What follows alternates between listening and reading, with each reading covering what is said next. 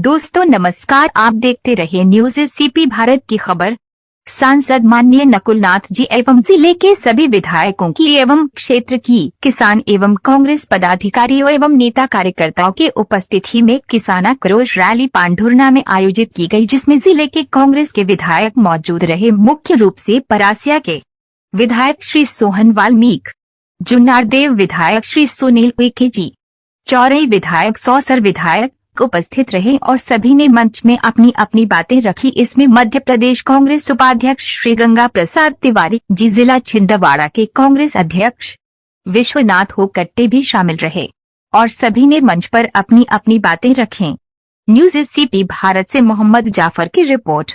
जब कभी भी इस देश में, प्रदेश में किसी भी वर्ग में अत्याचार हुआ है तो उनके हक और अधिकार के लिए कांग्रेस हमेशा रोड में आके खड़ी हुई है। इसका प्रमाण आप सबके सामने है कि हम सब किसानों की लड़ाई के लिए, किसानों के हक और अधिकार के लिए यहाँ पर रोड में खड़े होके हमारा पूरा कांग्रेस परिवार आज किसान भाइयों के साथ में यहाँ पर खड़ा हुआ है। और उसका सबसे बड़ा यही कारण साथियों कि देश की आजादी से लेके अभी तक हमेशा कांग्रेस ने इस देश के जनहित की लड़ाई लड़ी है और ये हमारी संस्कृति, हमारी परंपरा है कांग्रेस की, जो हम लोग निरंतर आगे भी निभाते रहे और आगे भी निभाते रहेंगे।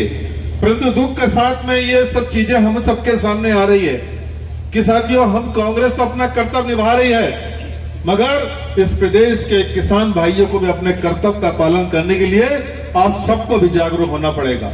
हम तो अपने कर्तव्य का निर्वाह कर रहे हैं कि हम आपके लिए लड़ाई लड़ रहे हैं, आपकी खाद की बात हो, बीज की बात हो, चाहे आपके फसलों की दाम की बात हो, मगर आपको भी घर से निकलना पड़ेगा। आपको स्वयं भी इस बात के लिए जागरूकता अपनी पैदा करनी पड़ेगी कि यदि कोई सरकार हमारे हक और अधिकार को मारेगी तो समय आने पे उसको भी जमीन दिखाना पड़ेगा। ये फंड आप सबको किसान भाइयों को लेना पड़ेगा और ये संकल्प आपने नहीं लिया तो ये अत्याचार और इस तरीके की जो व्यवहार आपके साथ में हो रहा है वो निरंतर होता रहेगा। आज देखिए, माननीय नकुलनाथ जी हमारे बीच में है। चुनाव हारने के बाद भी कहीं न कहीं हमारे जिले की जनता के लिए उनको चिंतित हैं। नहीं तो किसको पड़ी रहती साथियों, जो सत्ता में बैठते हैं, जो शासन में बैठते हैं, वो तो काम कर लेते हैं, ठीक अपनी जगह पर है, मगर जो सत्ता और शासन में नहीं होने के बाद भी यदि वो जिले की जनता की वो चिंता करे, वो ऐसे नेता हमारे नकुलनाथ जी आपके बीच में, हमारे बीच में है। ये सोच है जनहित की, ये मानसिकता है कि किस तरीके से हम लोगों के दुख सुख को बांटे, उनके साथ में खड़े रहे, उनकी तकलीफों को दूर करें। और जो सत्ता में बैठे हैं, जो सांसद, वो कहाँ हैं आज, क्यों नहीं आते सामने? क्या हमको ये दिख नहीं रहा है कि किसान को जो फसलों का दाम है वो सही समय पे नहीं मिल पा रहा है, उसको खाद बीज नहीं मिल पा रही है, वो आज किसान आर्थिक रूप से टूट रहा है? क्या जवाबदारी हमारे सांसद विवेक बंटी साहू की नहीं है? वो क्यों नहीं मंच में आके इस बात को बोलते? क्यों नहीं सरकार से इस बात की लड़ाई लड़ते कि हमारे किसान भाइयों को आर्थिक रूप से नुकसान हो रहा है, उनको आर्थिक रूप से मजबूत करने की बात करें?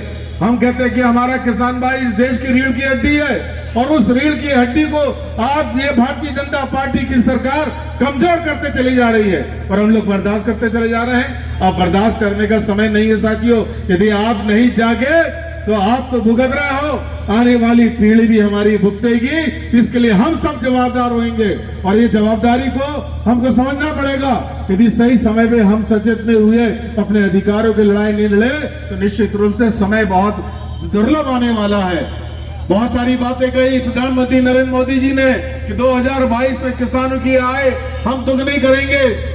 पूर्व मुख्यमंत्री शिवराज सिंह चौहान ने 2008 में नारा दिया, किसान खेती का लाभ का व्यवसाय बनाएंगे। आप मुझे बताओ, कौन सा किसान को खेती लाभ का व्यवसाय बन गया?